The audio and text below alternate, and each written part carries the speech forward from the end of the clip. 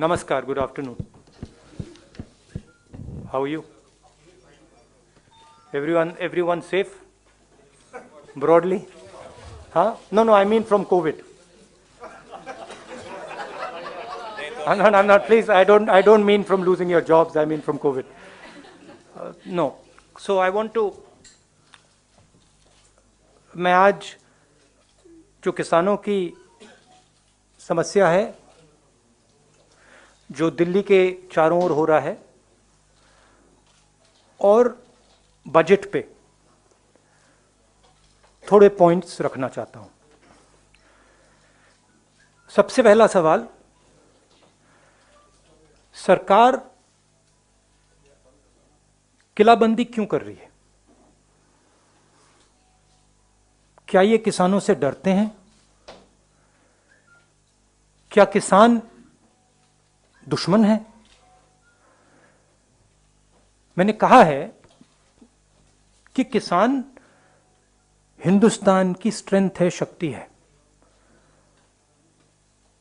और इसको दबाना, मारना, धमकाना सरकार का काम नहीं है।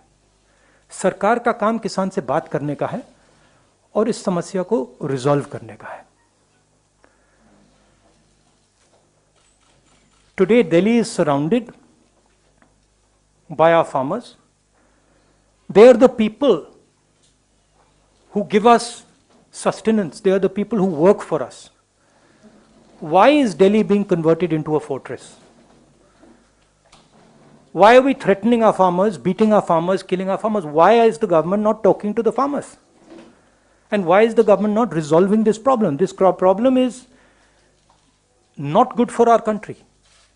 It is not good for the peace and harmony in our country. It's not good for the future of our Kisans. They need clarity.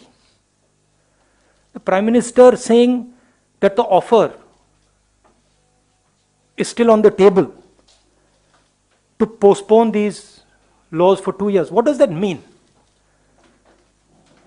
Either you believe that you need to get rid of the laws or you don't. So I feel that this issue needs to be resolved as soon as possible, and the government needs to listen, because Kisans are not going away. मैं किसानों को बहुत अच्छी तरह जानता हूं, ये नहीं जाएंगे, पीछे नहीं हटेंगे। अंत में सरकार को ही हटना पड़ेगा। फायदा है सबका कि आज हट जाए। तो ये किसानों पे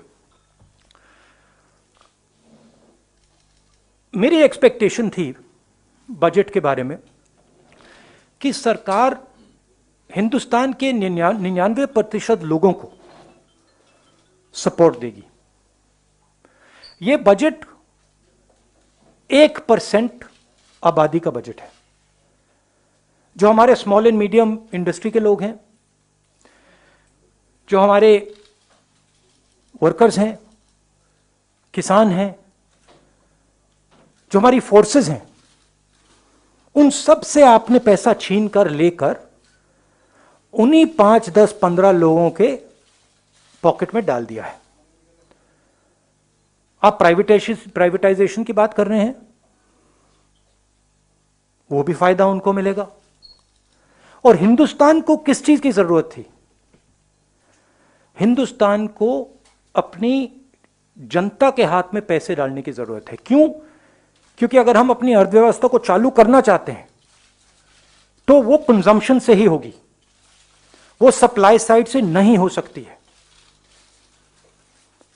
तो अगर सरकार ने न्याय योजना जैसा काम किया होता, अगर स्मॉल मीडियम इंडस्ट्रीज को पैसा दिया होता, उनको प्रोटेक्ट किया होता, इकोनॉमी चालू हो सकती थी। सप्लाई साइड में पैसा देने से इकोनॉमी चालू नहीं होगी। ये इसको ट्राई करते जा रहे हैं, 1% को पैसा देते जा रहे हैं, सोचते हैं कि हिंदुस्तान की इकोनॉमी स्टार्ट होगी, नहीं होगी। ये रियलिटी है। और सबसे जरूरी बात, मेरे लिए सबसे जरूरी बात, चाइना हिंदुस्तान के अंदर आता है,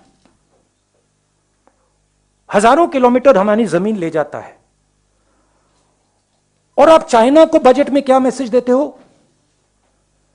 कि हमारा डिफेंस एक्सपेंडिचर हम नहीं बढ़ाएंगे। 3-4 हजार करोड़ रुपए आपने बढ़ाया। चाइना को आपने क्या मैसेज दिया कि आप अंदर आ सकते हो, आपको जो करना है करो, हम अपनी सेना को नहीं सपोर्ट करेंगे। जो हमारे जवान लद्दाख में हैं, जो हमारे एयरफोर्स के पायलट्स हैं, उनको आज क्या लग रहा होगा कि हमारे सामने इतनी बड़ी कठिनाई है और हमारी सरकार फोर्सेस को पैसा नहीं दे रही है, और जो हमारा है फोर्सेस का है वो उन्हीं 5-10 लोगों को पैसा दिया जा रहा है। इससे देश को फायदा नहीं होने वाला है। मैं दोहरा रहा हूं, इससे देश को फायदा नहीं हो रहा है। इस समय फोर्सेस की कमिटमेंट 100% है।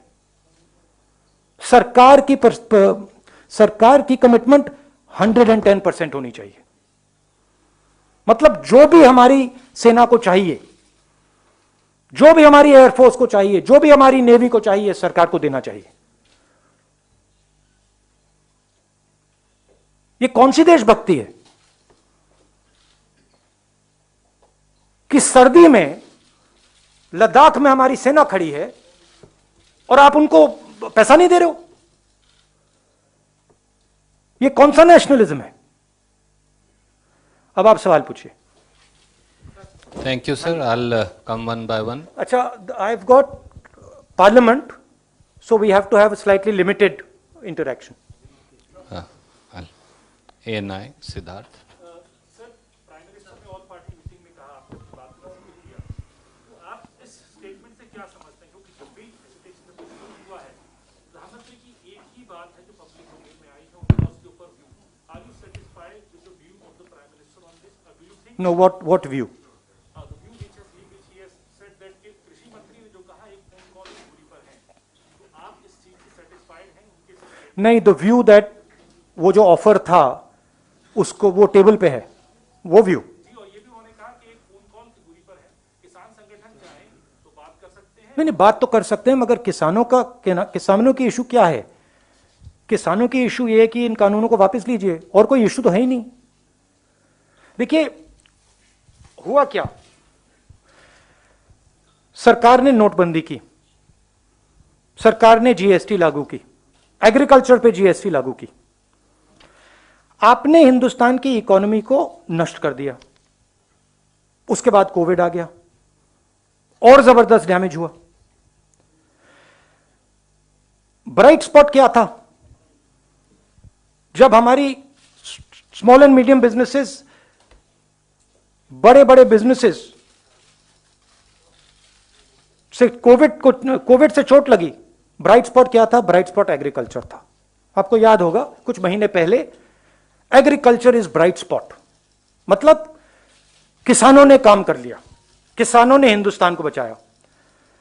अब आप उनकी जिंदगी नष्ट कर रहे हो। वो हमारी रीढ़ की हड्डी, अब उनको मार रहे हो आप, और फिर आप कह रहे हो one phone call away.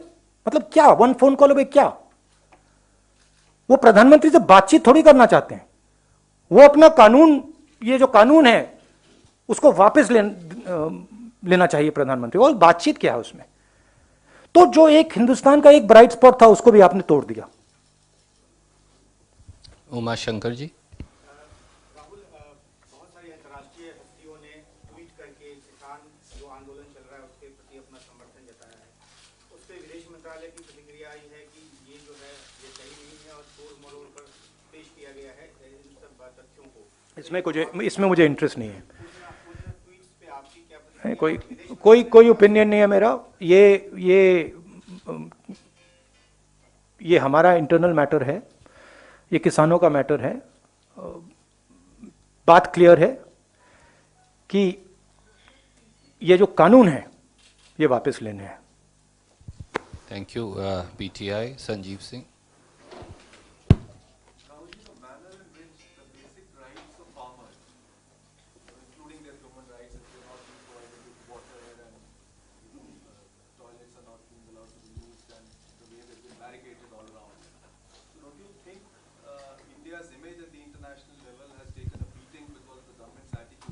Oh, absolutely. Hindustan जाना जाता था गांधीवाद के लिए. Absolutely. Absolutely. The reputation of India has taken a massive hit. Not only on how we are treating our farmers, on how we treat our own people, how we treat journalists. It's taken a massive hit. Our biggest strength, you can call it soft power, has been shattered by the BJP and the RSS. Their mindset.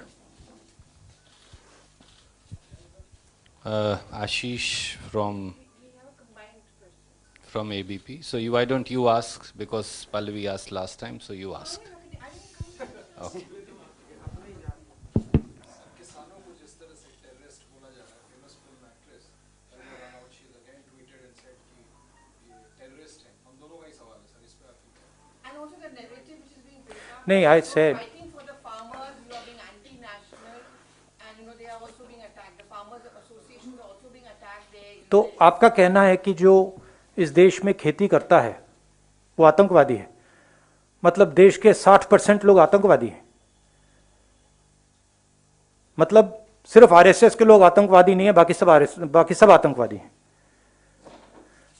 ये किसान हैं, अपना हक मांग रहे हैं. Simple सी बात है, आप उनका हक छीन के अपने 5-7 मित्रों को देना चाहते हो. जैसे आप हिंदुस्तान की सब इंडस्ट्रीज को मोनोपोली बना रहे हो, वही आप करना चाहते हो. किसान आपसे लड़ रहा है, आप उसको आतंकवादी कह रहे हो. Anand from India Today. Some 120 farmers have been booked so far by the Delhi police under serious charges like sedition and UAPA. Farmer unions claim that some more are missing, still missing. Yeah. They don't know where they are, their whereabouts are not known. What is your opinion of what happened on the 26th of January at the Red Fort when a flag was hoisted? Those who hoisted have still not been apprehended by the police. In my last press conference, I said I want to understand who is the person responsible for letting those people into the Red Fort. The Home Minister needs to explain to us what he was doing and why these people entered the Red Fort. That's the explanation that I want to hear. Thank you, sir. Can we go to Mosami from March? Okay, why don't you ask first? Statement है, उसमें भी कहा गया है कि गणतंत्र कुछ vested interest है जो इसके पीछे हैं, और गणतंत्र दिवस पर जो भी लाल किले पर हुआ. देखिए, ये डिस्ट्रैक्शन करने की बीजेपी का तरीका है. फैक्ट ऑफ द मैटर है, अगर लाल किले में किसी ने गलत काम किया तो वो होम मिनिस्ट्री की जिम्मेदारी है. होम मिनिस्ट्री का काम है कि उन लोगों को रोकें और उन पे एक्शन लें. होम मिनिस्ट्री को समझाना चाहिए कि वो अंदर घुसे कैसे. Basically, if you look at the broader picture, essentially what has happened is that the government is now unable to control the situation.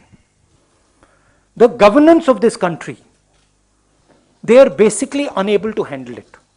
And their incompetence is now coming to the fore. They have messed up the economy. They have messed up the harmony. They have messed up the defense. And they want to keep distracting India with non-events. I am saying that the country is in a dangerous position. I am seeing that the world is in flux.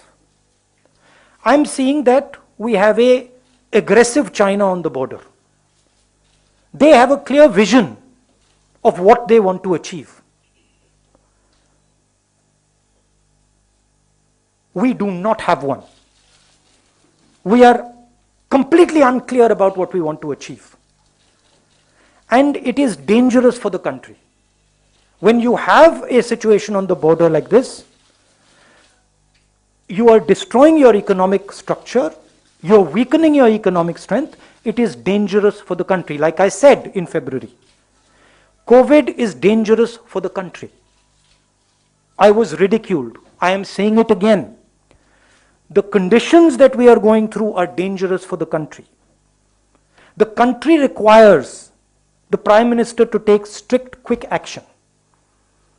It requires that the Prime Minister puts money immediately into the hands of our people and starts the economy. It requires that he protects the small and medium businesses who give us jobs. None of that is happening. And it requires, a clear message to China that you cannot do this with us. You cannot be sitting inside our land and expect that nothing's going to happen. This country is lacking leadership. There is no leadership in this country anymore. There's just talk. There is no understanding.